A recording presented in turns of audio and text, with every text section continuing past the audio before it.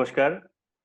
साहित्य अकादमी की नमस्कार। वेबलाइन साहित्य श्रृंखला में आज हम कवि अनुवादक कार्यक्रम में यहाँ पर उपस्थित हैं और आज हमारे बीच में हिंदी के प्रख्यात कवि, कथाकार, अनुवादक, संपादक आदरणीय दिव्य रमेश जी हैं और कोंकणी भाषा की प्रख्यात कथाकार, बाल साहित्यकार, अनुवादक और शोधकर्ता आदरणीय प्रशांति तलपड़कार जी हैं। मैं आप दोनों का ही साहित्य अकादमी की ओर से बहुत बहुत स्वागत और अभिनंदन करता हूं। मैं आप लोगों का परिचय करवा देता हूं। प्रशांति तलपड़कार कोंकणी भाषा की महत्वपूर्ण कथाकार, बाल साहित्यकार, कुशल अनुवादक और शोधकर्ता हैं। आपको मराठी, हिंदी और अंग्रेजी भाषाओं का भी ज्ञान है। आप ज्ञान प्रसारक मंडल महाविद्यालय एवं अनुसंधान केंद्र आसगांव बारदेश में एसोसिएट प्रोफेसर के पद पर कार्यरत हैं। आपने कई कहानियां, बाल कथाएं, अनुवाद कार्य तथा प्राथमिक सर्वेक्षण के आधार पर प्रवासी श्रमिकों पर पुस्तकें लिखी हैं। आपकी कुछ प्रकाशित कृतियों में शेडोज इन द डार्क, टूटूश तथा मोतियांची मॉल शामिल हैं। आपको मानव संसाधन विकास मंत्रालय द्वारा राष्ट्रीय पुरस्कार तथा कोंकणी कला साहित्य केंद्र द्वारा अनुवाद पुरस्कार से सम्मानित किया गया है। आपको साहित्य अकादमी की ओर से बहुत ही महत्वपूर्ण अनुवाद पुरस्कार, जो शशि देशपांडे का अंग्रेजी उपन्यास था, उसके कोंकणी अनुवाद के लिए दिया गया और उस उपन्यास का आपने दैट लॉन्ग साइलेंस शीर्षक से अनुवाद किया। मैं आपका बहुत बहुत स्वागत और अभिनंदन करता हूं। दिव्य रमेश जी हिंदी के प्रतिष्ठित कवि, संपादक, अनुवादक और चिंतक हैं। आपकी कविता, आलोचना, अनुवाद, बाल साहित्य और संस्मरण से जुड़ी लगभग 70 पुस्तकें प्रकाशित हैं। आपको कई महत्वपूर्ण पुरस्कारों और सम्मानों से नवाजा गया है, जिसमें एनसीईआरटी का पुरस्कार, हिंदी अकादमी पुरस्कार, सोवियत भूमि नेहरू पुरस्कार, भारतीय अनुवाद परिषद का द्विवागीश पुरस्कार और गिरिजा कुमार माथुर स्मृति पुरस्कार। इसके अलावा आपको साहित्य अकादमी का प्रतिष्ठित बाल साहित्य पुरस्कार भी प्राप्त हुआ है।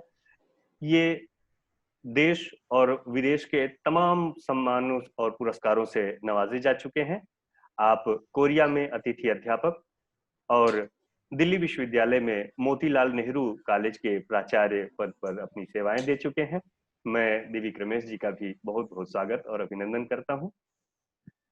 आज के इस कार्यक्रम में हमारे बीच में जब स्वयं दो रचनाकार और स्वयं बहुत अच्छे अनुवादक, कुशल अनुवादक हमारे बीच में हो, तो मैं ये जानना चाहूंगा आप दोनों ही रचनाकारों से कि अनुवाद को लेकर के जो तमाम समस्याएं युवा अनुवादकों के सामने आती हैं, उन अनुवाद की समस्याओं और उनसे जुड़े कुछ मुद्दों पर आपसे ही हम क्यों ना सवाल जवाब करें और आपसे कुछ उसका उत्तर प्राप्त करने की कोशिश करें, जिससे हमारे तमाम युवाओं को, तमाम अनुवादकों को कुछ ऐसी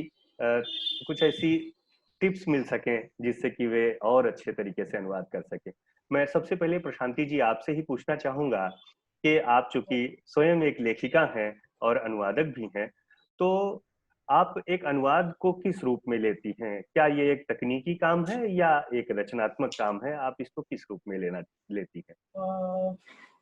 एक्चुअली एक तकनीकी भी काम है और रचनात्मक काम भी है। और मैंने ऐसे बहुत अनुवादक जो हैं उनसे बात की है, उन्हें भी वैसे ही लगता है कि उसमें क्रिएटिविटी है, रचना तो है ही, क्योंकि जो मूल लेखक हम लोग लेते हैं, उनकी तो रचना होती है, उनकी क्रिएटिविटी होती है, उन लोगों की सृजनशीलता होती है, वो सभी उभर के आनी चाहिए। जब हम लोग ट्रांसलेशन करते हैं, अनुवाद करते हैं, तो उभरनी चाहिए। तो इसीलिए उसमें कृति जो क्रिएटिविटी तो है, मगर बहुत सारे जो यानी कथानक में मुहावरे होते हैं और सांस्कृतिक बैकग्राउंड होता है, शब्द जो होते हैं वो तकनीकी होते हैं, तो इसीलिए वो भी हम लोगों ने देखना चाहिए। It is combination of both. मैं ये जानना चाहूंगा कि एक अनुवादक के तौर पर किसी गद्य कृति का अनुवाद और किसी काव्य कृति का अनुवाद, इन दोनों में आपको किस में ऐसा महसूस होता है, एक कविता के अनुवाद में और एक कथा के अनुवाद में, किस में आपको परेशानी महसूस होती है, या किसको आप ज्यादा एंजॉय कर पाती हैं? मैं तो कथा बहुत एंजॉय करती हूँ। कविता तो मुझे पढ़ने में बहुत अच्छी लगती है। मगर मुझे तो खुद कविता लिखने नहीं आती, मैं कवि नहीं हूँ। तो इसीलिए मुझे तो मैंने किए हैं, कभी-कभी कोंकणी में जब इंग्लिश में किसी के लिए चाहिए तो मैंने किए हैं ट्रांसलेशंस, मगर उतना एन्जॉय नहीं किया है। क्योंकि कविता में क्या होता है, उसका लय रहता है, नाद रहता है, रिदम जो रहती है, वो और उसका जो अर्थ है, वो सभी उसी स्टाइल में आना चाहिए। जो कवि है, ओरिजिनल जो कवि है, उनके स्टाइल में आनी चाहिए। और अगर आपको कविता नहीं आती है, तो it is very, very difficult. तो मेरे लिए तो बहुत डिफिकल्ट है। कथाएँ मैं बहुत एन्जॉय करती हूँ। क्यों मगर आपने पूछा था ना कि युवक कैसे देखते हैं? मैंने ऐसे 1-2 युवकों को ऐसे मैं जानती हूँ जो करते हैं, अनुवाद करते हैं, तो मैंने ऐसी बात की। तो उन्हें लगता है कि translation is an easy job. ऐसे पहले ऐसे पेज देखेंगे, लिखेंगे और टक, टक, टक, वैसा तो नहीं है। अनुवाद जब अनुवाद रहता है, जब वो जो अगर वो कथा हो या नॉवेल हो, उसे पढ़ना चाहिए। मैं कभी कोई ट्रांसलेशन लेती हूँ तो एक कृति 4 बार पहले पढ़ती हूँ, क्योंकि अगर वो पढ़ ली तो उसके सब जो कुछ है लेंथ, ब्रेथ, पूरा एरिया जो रहता है कथा का, उसका बैकग्राउंड जो रहता है, वो सभी समझना चाहिए। एट द सेम टाइम जो शब्द रहते हैं, जो मुहावरे रहते हैं, यानी कैसा रहता है, it is literal versus lateral, वो हमें देखना चाहिए। लिटरल है, वर्ड टू वर्ड है, क्या उसमें सेंस है। कभी कभी हम लोगों को लगता है कि हाँ ये शब्द ऐसा ही है, वो यही वैसे ही रखना चाहिए, मगर ऐसा नहीं रहता है, क्योंकि हर भाषा की अपनी जाति रहती है, अपना धर्म रहता है।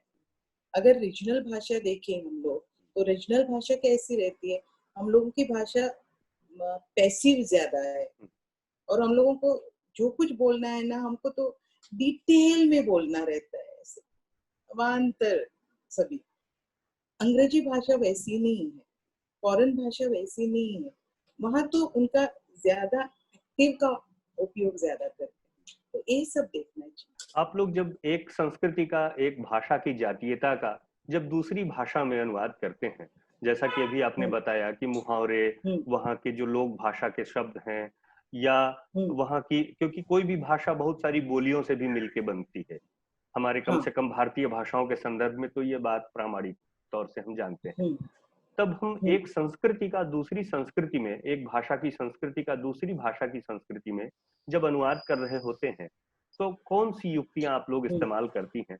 क्योंकि एक मुहावरे का जो शाब्दिक अर्थ होता है, और हाँ उसकी अभिधा में उसका एक दूसरा अर्थ होता है, कि उस हाँ। चीज को आप कैसे दूसरी भाषा में, अपनी भाषा में जब अनुवाद करती हैं, तो कैसे लाती हैं, क्या युक्ति अपनाती हैं?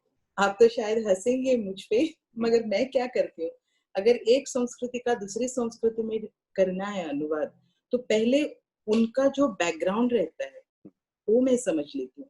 मैंने जो दैट लॉन्ग साइलेंस जो ट्रांसलेट किया है, वो अंग्रेजी में है, मगर जो स्टोरी है वो हाफ महाराष्ट्रियन लेडी की है, और उसपे कन्नडिका का इन्फ्लुएंस है। तो मैं जब ट्रांसलेट कर रही थी, तो मैं वो कन्नड़ी का बैकग्राउंड समझ लिया, महाराष्ट्रियन बैकग्राउंड समझ लिया, और उसकी तुलना कोंकणी में की। और उसके बाद में मैंने जो कुछ अंग्रेजी का जो है, वो उसका सभी बना पैरेलल्स देख के, उसके बाद में मैं क्या करती हूँ, मैं एक्टिंग भी कर लेती हूँ थोड़ा बहुत।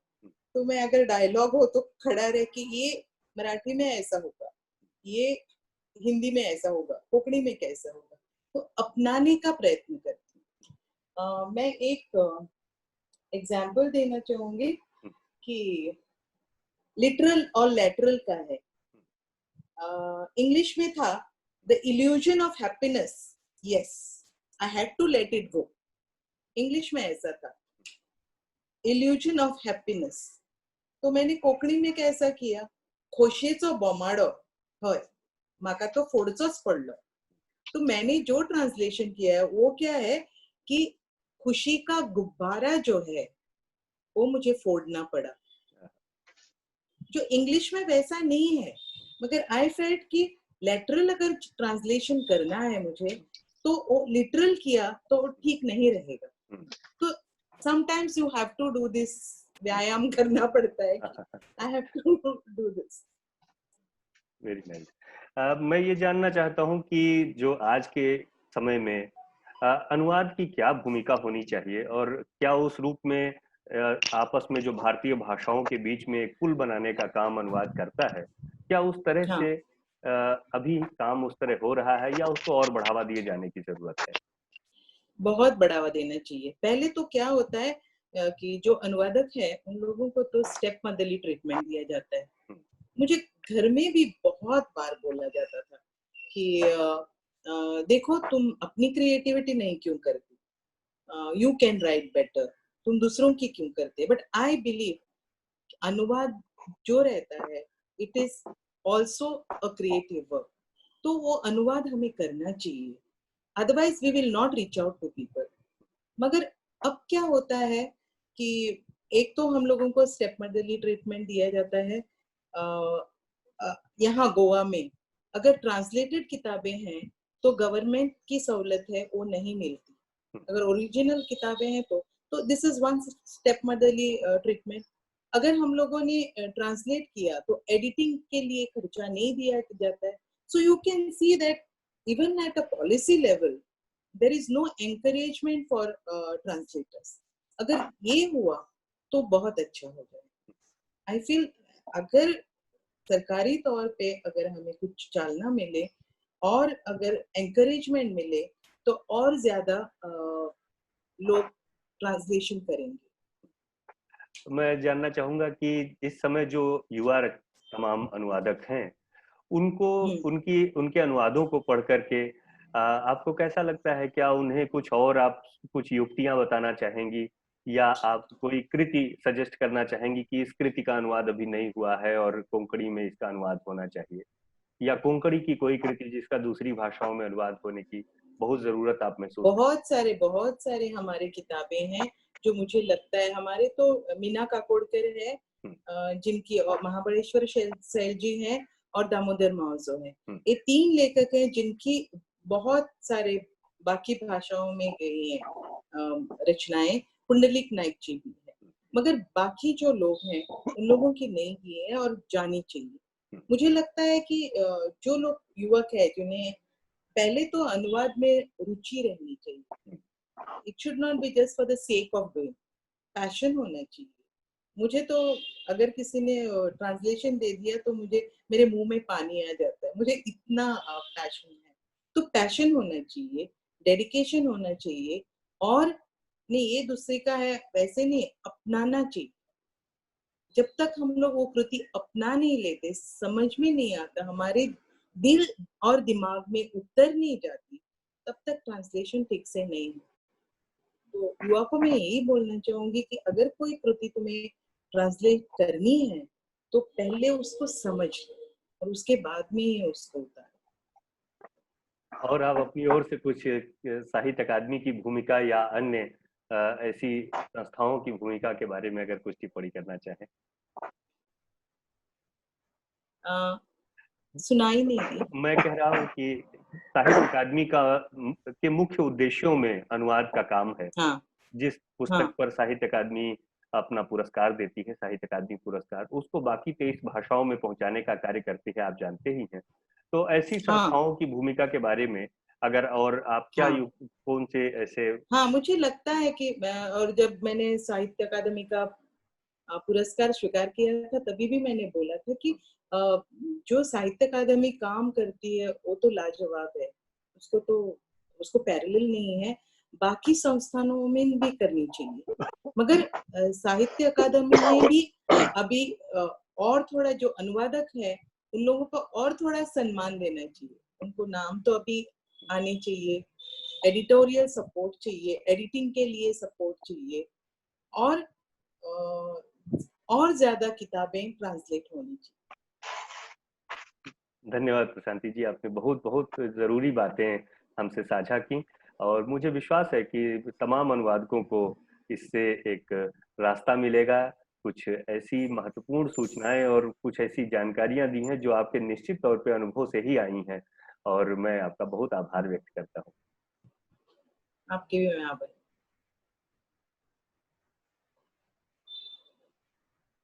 प्रशांति जी से बहुत सारी बातें अनुवाद के संबंध में सुनी और ये भी हमको जानने का मौका मिला कि एक रचनाकार जब अनुवादक के रूप में कार्य करता है तो वो किस रूप में अपनी भूमिका को बदलता है या वो स्वयं एक रचनाकार के रूप में ही होता है।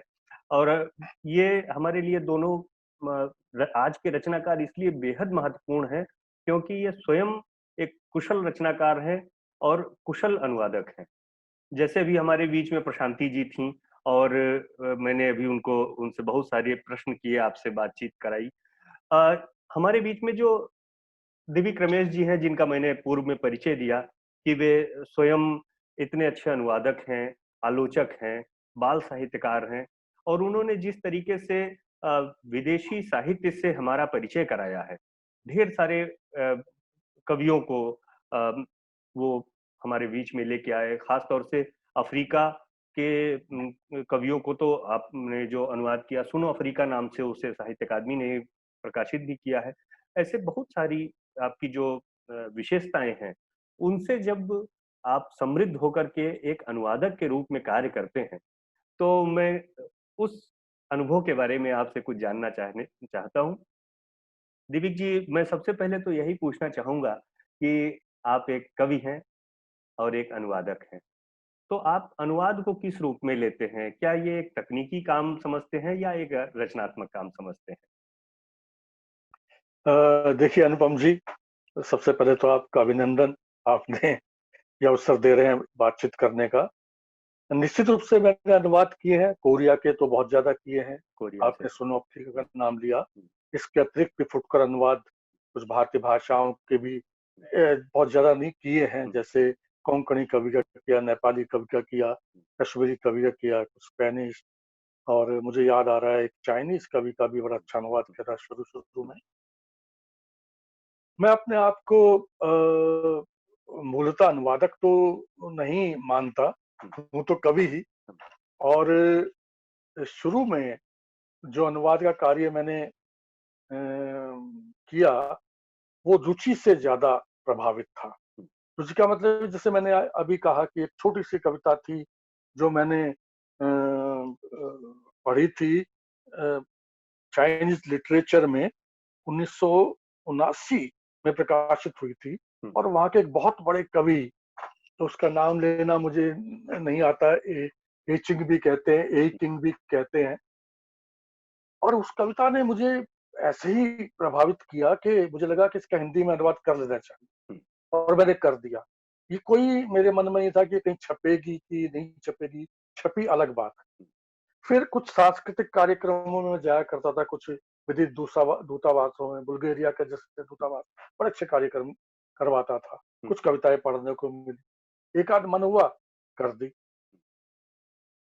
कुछ ऐसा भी करने का मौका मिला कि आकाशवाणी ने कहा कि हमारे कार्यक्रमों के लिए अनुवाद कर दीजिए।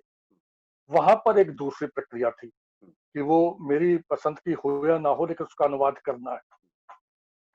तो अनुवाद की तरफ जो मेरा रुझान हुआ, शुरू में तो था वो शौक, ये शौक कि भाई मुझे पसंद आई तो की। कोरिया में जब मैं गया तो कोरिया में जाकर के मेरे मन में एक जिज्ञासा उत्पन्न हुई कि मैं उनके साहित्य को जानूं। अब साहित्य को जानना था तो उसको पढ़ना पड़ेगा, और पढ़ा तो तब मैंने पाया कि यार और कुछ वहां पर मुझे ऐसे मित्र भी मिल गए जो मुझे समझाते थे, बताते थे। तो फिर मुझे लगा कि इसमें तो इतना अच्छा जो साहित्य है उसको मुझे साझा करना चाहिए अपने उन लोगों के साथ भी जो मेरी भाषा के हैं, क्या मेरी भाषा को समझते हैं। ये हुआ।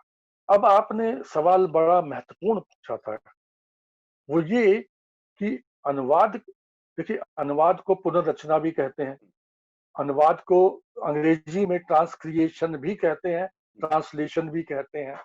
वैसे आपको शायद मालूम ही होगा कि हमारी परंपरा में तो अनुवाद यानी जो गुरु बोलता था उसको जब शिष्य दोहराते थे तो वो अनुवाद होता था, उसी बात को दोबारा कहना।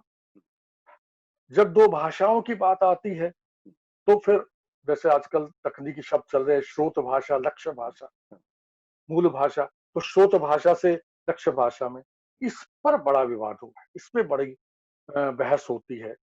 अब मैं तो एक तरह से व्यवहारिक रूप जानता हूँ, अनुवाद की जो सैद्धांतिकी है पढ़ाता रहा हूँ, लेकिन अनुवाद के सैद्धांतिक को मैंने नहीं पढ़ा है कभी, समझा, जाना, सीखा उसके बारे में। उसमें दो तीन मत बड़े महत्वपूर्ण हैं। एक वो है जो भाषा विज्ञानियों का है, वो तो कहते हैं भैया जहां तक हो बिल्कुल तोल के नाप के बराबर चीज आनी चाहिए दूसरी भाषा में। दूसरा है मुक्त भाव वाला, कलात्मकता का लिए हुए। ये कहते हैं कि देखिए, और वो परिभाषाएं भी फिर आने शुरू होते हैं कि अनुवाद जो है वो शब्द का अर्थ नहीं होता, यानी कि हर भाषा में अपने शब्द की अनेक अर्थ छवियां होती हैं, अनेक संदर्भ होते हैं, तो उन तक अगर नहीं पहुंचा जाएगा तो आप केवल शब्द अर्थ करके मानने के अनुवाद हो गया, वो अनुवाद होता नहीं। इधर पिछले बहुत से सालों से, कुछ सालों से मशीनी अनुवाद की बात चलाई जा रही है। ये मशीनी अनुवाद आजकल हम सोशल मीडिया पे भी देखते हैं।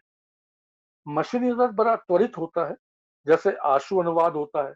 हमारे बहुत सारे जो इंटरप्रेटर्स होते हैं वो वहीं खड़े खड़े अनुवाद करते हैं जो आदमी बोल रहा होता है, और उसमें बड़े मजाक भी बनते हैं कि जब नहीं कोई बहुत लंबी सी भी बात होगी, नहीं समझ में आया तो उसने सिर्फ इतना कहा कि और अब जो है महोदय ने चुटकुला सुनाया था, और सब लोग हंस पड़े।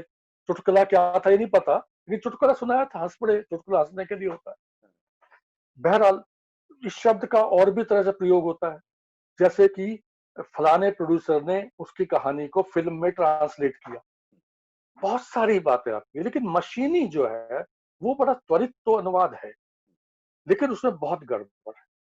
देखिए, वाक्य, शब्द और पूरा पैराग्राफ भी अगर गद्य है तो, और कविता है तो उसका पूरा जो भी पद्य है, उसके शब्द हैं, उनके संदर्भ हैं, उसको मशीनी अनुवाद बहुत बार गड़बड़ करता है। मैंने अपने अनुभव से बता रहा हूँ। और वो जो है ऐसी जो जानकारी पूर्ण सीधे से तथ्यात्मक है, उनमें तो फिर भी लागू कर सकते हैं आप। साहित्य के अनुवाद में मैंने देखा उसको लागू नहीं कर सकते। साहित्य के अनुवाद में तो आपकी जो अपनी तैयारी है, अपनी इच्छा है, अपनी जो लगन है, अपनी जो डिवोशन है, वही काम आएगी। तो एक तो यह है कि हर अनुवादक जो होता है मेरे समेत, वो अपनी रुचि का साहित्य चुनता है। वो ऐसा गिवन वर्क की तरह से अनुवाद साहित्य का वो नहीं कर सकता। एक ही मान लीजिए संकलन है, उस संकलन में भी एक ही कवि है, उसकी कविताओं में भी बहुत बार ये होता है कि बहुत सारी कविताएं जो है लगने लगती हैं कि इनका अनुवाद, यानी जो सटीक अनुवाद, अच्छा अनुवाद हो ही नहीं सकता। तो मैं ये कहूंगा कि अनुवाद जो है कोई कृत्रिम या तकनीक प्रक्रिया तो कतई नहीं है। अनुवाद भी एक तरह की पुनर्रचना ही है, मैं उस मत को ही मानता हूँ। और साथ ही मुझे अब याद आ रहे हैं विष्णु खरे। विष्णु खरे जो है वो शब्द से अनुवाद के ज्यादा हिमायती थे। और दूसरी बात ये है कि उन्होंने एक बात बड़ी ऐसी कही जिससे जो विवादास्पद भी हो सकती है, मैं मानूं ना मानूं। उन्होंने कहा कि जो स्वयं कवि होते हैं, जो स्वयं रचनाकार होते हैं, उनके सामने एक बड़ा खतरा रहता है। वो अनुवाद में अपने आप को थोपना शुरू कर देते हैं, अपनी शैली को, अपने भाषा रूपों को, अपने तमाम जो उसका स्टाइल है उसको। और इस तरह से जो उस कवि का, यानी श्रुत भाषा कवि का निजत्व होता है, वैशिष्ट होता है, वो कहीं ना कहीं खत्म होने लगता है। मैं इस मत से बहुत सहमत नहीं। इसलिए नहीं हूं कि देखिए, दो भाषाएं हैं। वैसे तो एक विदेशी भाषा है, एक भारत के संदर्भ में दूसरी भारतीय भाषा है।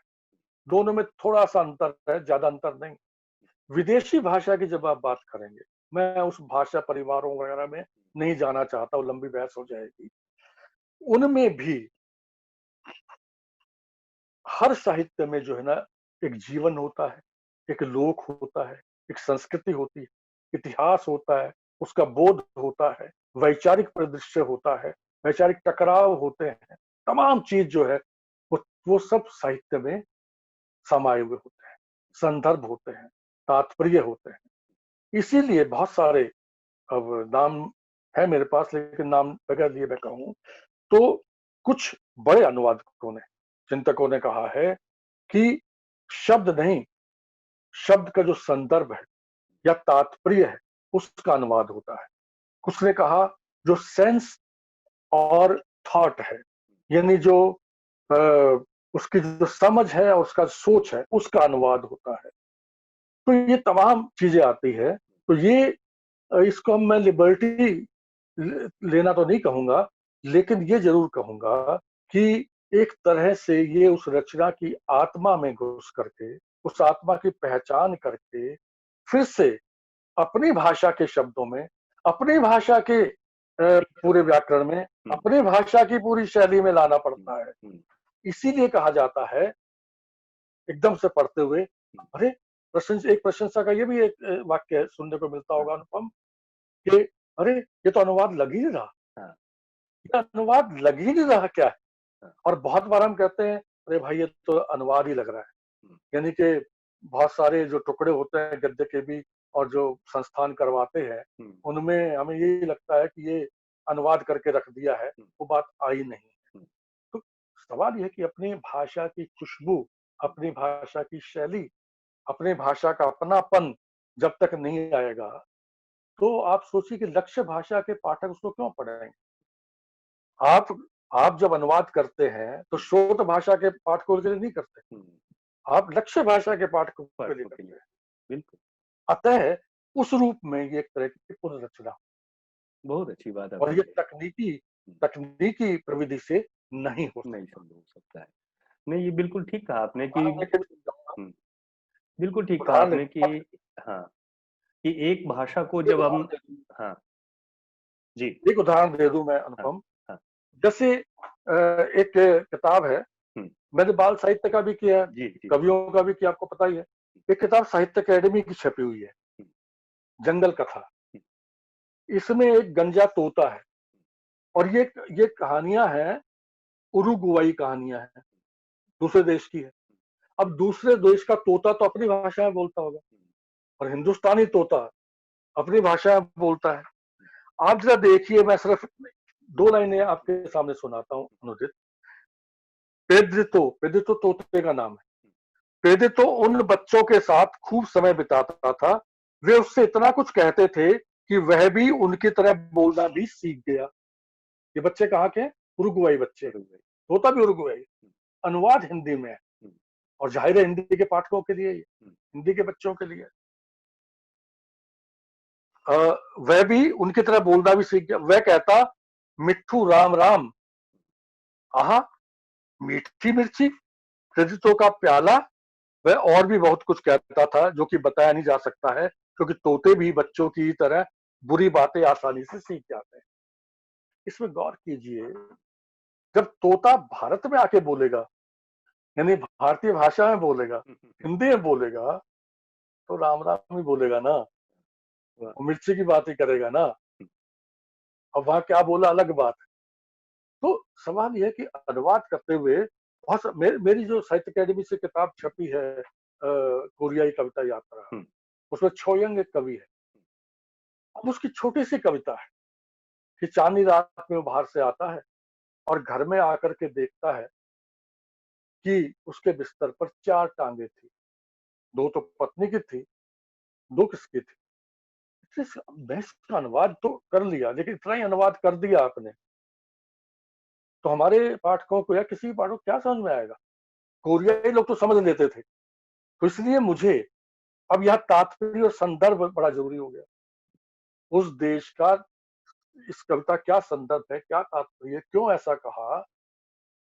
तो जब मैंने इसको खोजते खोजते, मेरे लिए सुविधा ये थी कि मैं उसी देश में था, पूरे जनजीवन को, लोग को तक मेरी पहुंच थी, और मैंने पहुंच इसको तकनीक कह लीजिए कि मैंने पहुंच जानबूझ के भी खूब समझा उस चीज को अनुवाद करने से पहले, और पता चला कि ठीक एक बीमारी जैसे हमारे यहाँ चेचक की बीमारी थी, उसको बहुत सारे जगह पर उत्तर भारत में भी माता आ गई कहते हैं, पर्सोनिफाई कहते हैं कि माता आ गई। वो जो दो टांगे आई फालतू, वो उस बीमारी की टांगे थी, यानी पर्सोनिफाई कर दिया। ये तात्पर्य अगर समझ में नहीं आएगा तो इसके तो पता नहीं क्या अनर्थ अनर्थ अर्थ अनर्थ क्या क्या करते रह जाएंगे। तो इसलिए अनुवाद जो है वो मेरे समझ में बड़ा गंभीर और बड़ी जिम्मेदारी का काम होता है, और वो किसी भी विज्ञान की तरह से तकनीक के या किसी मशीन के जरिए साहित्य का अनुवाद तो मुझे माफ कीजिएगा, कहने दीजिए, नहीं हो सकता। बिल्कुल, आपने अपने पूरी बातचीत में बहुत सारे बिंदुओं को, जो मेरे मन में जो तमाम सवाल थे, उन सबको लगभग आपने स्पर्श किया और बहुत ही महत्वपूर्ण बातें बताई। जो इस समय का मौजूदा परिदृश्य है, जिसमें तमाम युवा अनुवादक काम कर रहे हैं, और निश्चित तौर पे बहुत सारी समस्याओं का अनुवाद करते हुए आपने भी सामना किया होगा। तो और जो युक्तियां आपने अपने अनुवाद में अपनाई, वो युवा अनुवादकों के लिए आप उन्हें किस रूप में सुझाना चाहेंगे कि जिससे उन्हें उन समस्याओं का ना सामना करना पड़े? और ये भी मैं जानना चाहूंगा कि अभी जो अनुवाद की स्थिति है, क्या आप उससे संतुष्ट हैं? मैं आपके अंतिम सवाल से शुरू करता हूँ कि मैं अनुवाद की स्थिति से बहुत संतुष्ट नहीं हूँ। जितना अनुवाद होना चाहिए उतना अनुवाद अभी नहीं हो पाया है। देखिए, अगर आप 20वीं शताब्दी को आप अनुवाद की शताब्दी कह सकते हैं, जिसका प्रसार अब तक हुआ, जो पहले से भी हुआ है, लेकिन मूल रूप से 20वीं शताब्दी में अनुवाद अपने यौवन पे आया, और बहुत सारा अनुवाद जो है वो पश्चिमी देशों का हुआ, रूस का भी हुआ, संपन्न देशों का। अभी बहुत सारे ऐसे देश हैं जिनके अभी अनुवाद हमारे पास है। ठीक है, हमारे पास नेपाल के हैं, बर्मा के हैं, अब साहित्य अकेडमी तो उरुग्वाई जैसे देश का भी करवा ही दिया, और भी एक मैं जानता हूँ साहित्य अकेडमी ने, नेशनल बुक ट्रस्ट ने, प्रकाश विभाग ने भी, और कुछ प्राइवेट पब्लिशर्स ने भी किए हैं अनुवाद। मैं जापान और चीन का थोड़ा सा है, लेकिन कोरिया के लिए तो कोरिया के अनुवाद की स्थिति अभी इतनी अच्छी नहीं है। बड़े गिने चुने ही मानूंगा मैं, चाहे मेरी 6-7 किताबें हो गई हों, लेकिन उतने अनुभव मैं बहुत प्रेरित करता हूँ, और युवा साथियों को भी करता हूँ जो सीधे कोरियाई भाषा के में जिन्होंने महारत हासिल है, उनको भी रिक्वेस्ट करता हूँ करें, लेकिन अभी नहीं हुए हैं। तो यही स्थिति बाल साहित्य की भी है, बहुत हुआ है लेकिन जितना होना चाहिए नहीं हुआ अभी। तो अपने देश के संदर्भ में कहूँ तो हमारे अपने देश के संदर्भ में ही एक जगह में जब मैं तैयारी कर रहा था तो पाया कि सभी भारतीय भाषाओं से एक दूसरे की भाषा में उतना अनुवाद नहीं हुआ है। हिंदी का जैसे मान लीजिए कन्नड़ में हो, गुजराती का यहाँ कुछ कुछ हुआ है, मुख्य मुख्य हुआ है। तो यहाँ वो प्रश्न शायद आप बाद में पूछे या अभी पूछे, लेकिन मैं जवाब पहले ही दे दूं। एक बार जयेंद्र जी का इंटरव्यू हो रहा था, तो जयेंद्र जी से ने एक बात कह दी, तो प्रश्नकर्ता ने कहा अभी तो मैंने पूछा ही नहीं था। कहते हैं भाई प्रश्न तुम बना लो, उत्तर मैंने दे दिया है।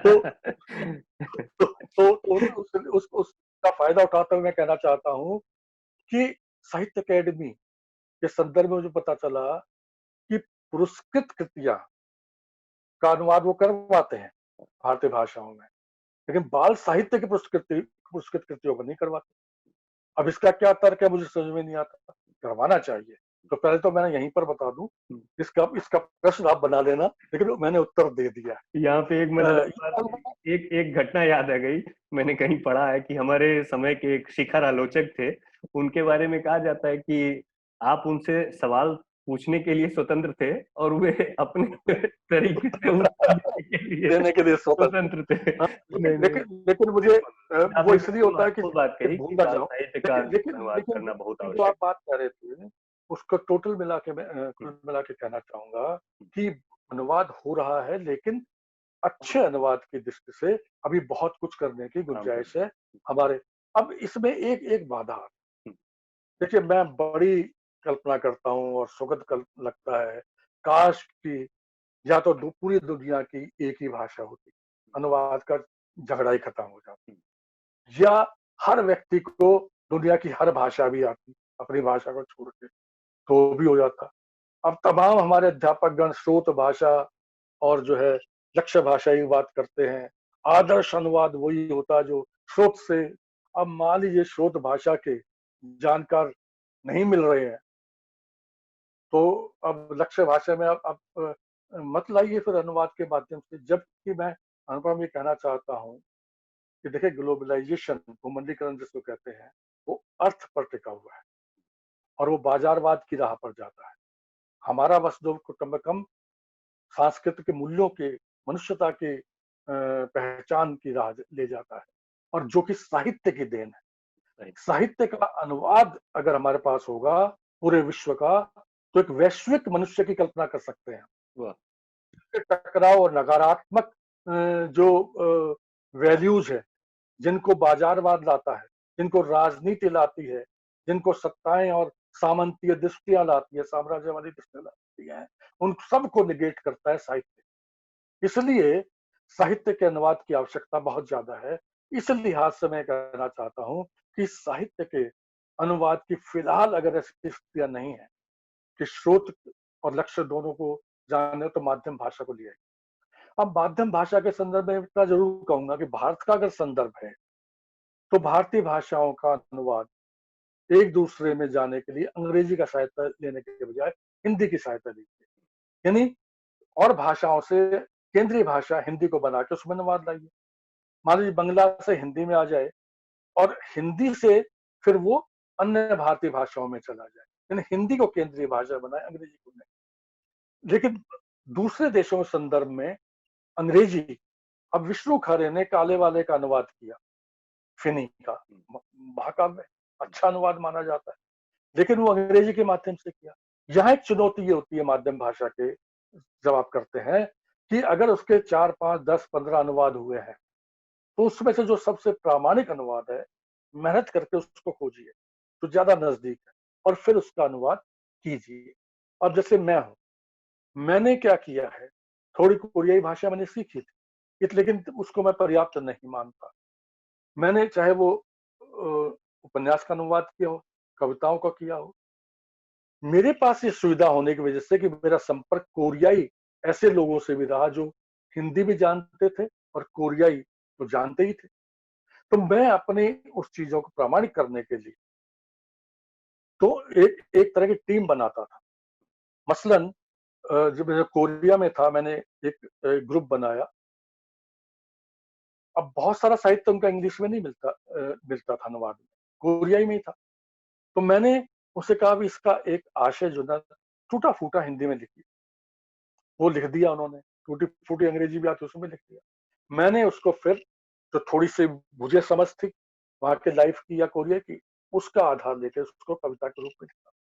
फिर मैंने उनको दिखाया, जब उनको लगा कि मूल से मिला करके कि हाँ ये करीबी चीज हो गई है, तब उसको मैंने पास किया। इसी प्रकार से मान लीजिए आजकल तो बहुत सुविधा है, आप पूरी पूरी पीडीएफ फाइल बना करके भेज दीजिए अनुवाद की। मैंने ऐसे ही किया मूल से मिला करके किया। तो मैंने इस तरह, ये एक प्रयोग तो है, अब ये कहीं नहीं लिखा मिलेगा किताबों में, लेकिन अपने अनुभव से मैंने, हर अनुवादक रास्ते निकालता है, इस तरह से रास्ते निकाले जिससे कि वो प्रामाणिक हो सके। तो ज्यादा से ज्यादा प्रामाणिक बनाने की कोशिश की जाती है, लेकिन साथ ही इतनी छूट आप जरूर लेते हैं कि उसमें जो है कभी कभी आप इस तरह से जैसे मैंने वो तोते वाली बात बताई, इस तरह की छूट आप लेने के लिए मजबूर होते हैं, या फिर आप टिप्पणी करते हैं। मैं ह्यूमन यूल के उपन्यास का जब अनुवाद कर रहा था, एक आध शब्द मुझे माकोली, मुझे तो पता है माकोली क्या है कि मैं रहा हूँ कोरिया में, लेकिन उस माकोली को मैं शराब कहूँ या कुछ कहूँ तो वो मजा ही नहीं आता। मुझे माकोली को माकोली रखना पड़ा। या वहां पर आजस एक शब्द होता है, उसको एक वो ग्रामीण और एक जो ना कैसे कैसे कहते हैं, जैसे यहाँ पर गवार वगैरह भी बोल देते हैं, उस तरह की सेंस में। तो उसको थोड़ा बता दिया, लेकिन मैं उसको जब रिप्लेस करना चाहता हूँ हिंदी के शब्द से, तो मुझे लगता नहीं यार ये बात नहीं बन रही है।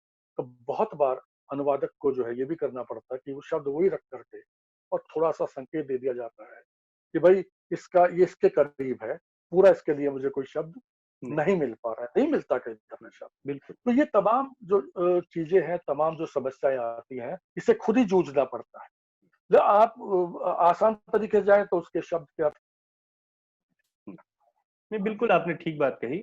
और ये एक साहित्य के बारे में जो आपने इतनी महत्वपूर्ण बात कही कि हमारा साहित्य वसुधैव कुटुंबकम के जो हमारी मूल संकल्पना है, उसके साथ कार्य करता है। और पूरी दुनिया के मनुष्य की, पूरी दुनिया की प्रकृति की, पूरे दुनिया के जो एक सहभाव है, समता का भाव, प्रेम का भाव, अहिंसा का भाव, इन सबको बढ़ाने की जो जितने भी जीवन के नैतिक और आदर्श जीवन मूल्य माने गए हैं, उन सबको स्थापित करने का भाव साहित्य लेकर के आता है। इसीलिए जब हम साहित्य के पास जाते हैं तो एक बेहतर मनुष्य बन करके आते हैं।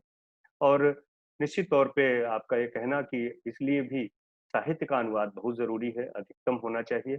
और आपने जो युक्तियां बताई हैं, जो अपने अपने अनुभव से युक्तियां प्राप्त की हैं, वो हमसे साझा की, निश्चित तौर पे इससे हमारे साथियों को, जो बहुत सारे लोग अनुवाद के कार्य में रुचि लेते हैं, उन्हें बड़ी सहायता मिलेगी। और आप जैसे कुशल कवि और अनुवादक, प्रशांति जैसी बहुत ही महत्वपूर्ण कथाकार और अनुवादक ने आज हमको जो जो ये सारी बातें साझा की हैं, मैं उसके लिए साहित्य अकादमी की ओर से बहुत बहुत आभार व्यक्त करता हूँ। और मैं आशा करता हूँ कि हमारी भारतीय भाषाओं का साहित्य एक भाषा से दूसरी भाषा में अधिकतम पहुंचे। इसी शुभकामना के साथ आपने हमारा ये आमंत्रण स्वीकार किया और समय निकाला, और हमारे साहित्य अकादमी के साहित्य प्रेमियों से आप मुखातिब हुए, इसके लिए मैं पुनः बहुत बहुत धन्यवाद व्यक्त करता हूँ। नमस्कार। बहुत धन्यवाद, बहुत बहुत धन्यवाद।